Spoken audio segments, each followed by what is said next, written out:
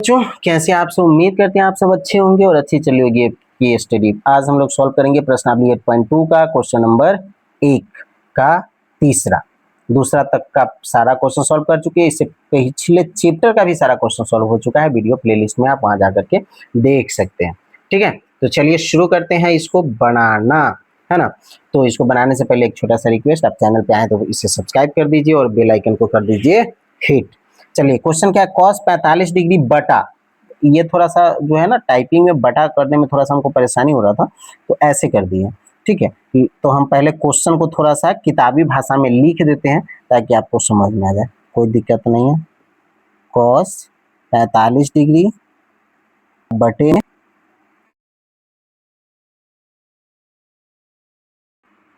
Sorry थोड़ा सा mic down हो गया था, इसके लिए वीडियो को पॉज करना पड़ा। चलिए sec 30 डिग्री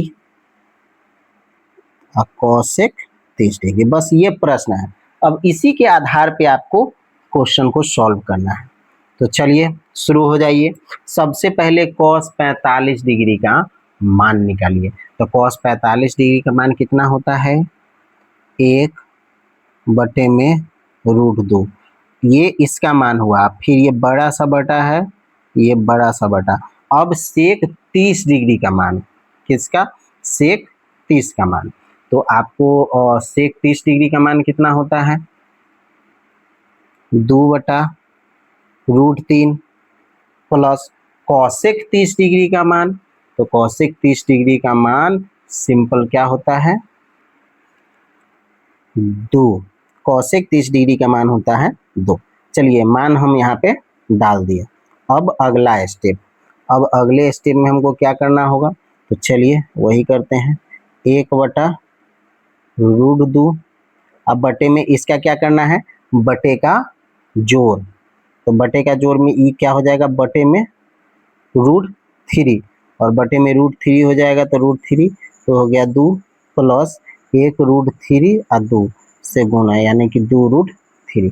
ये कर दिए हम बटे का जोड़।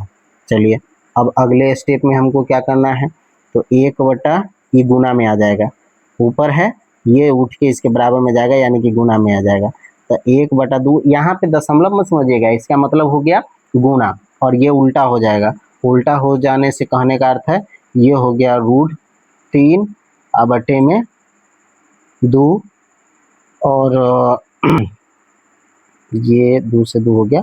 अब ये हो गया ब्रैकेट में 1 प्लस √3। चलिए सिंपल सा लॉजिक। अब यहाँ पे जो है हम मान निकल के आ गया हमारा √3 बटे में 2√2 और 1 प्लस √3।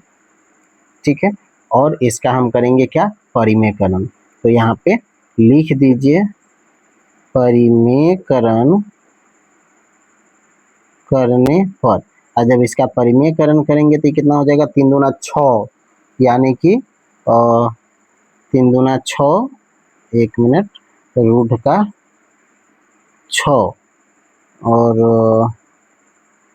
यहाँ पे तो 1 हमने लिखा है, 1 और 3 दूना 6, उसके बाद √3 माइनस 1, और बटे में 3 दूना 6 दूना 12। इसका आंसर हो जाएगा हमारा रूट में 12। ये हो गया हमारा आंसर। ठीक है, चलिए।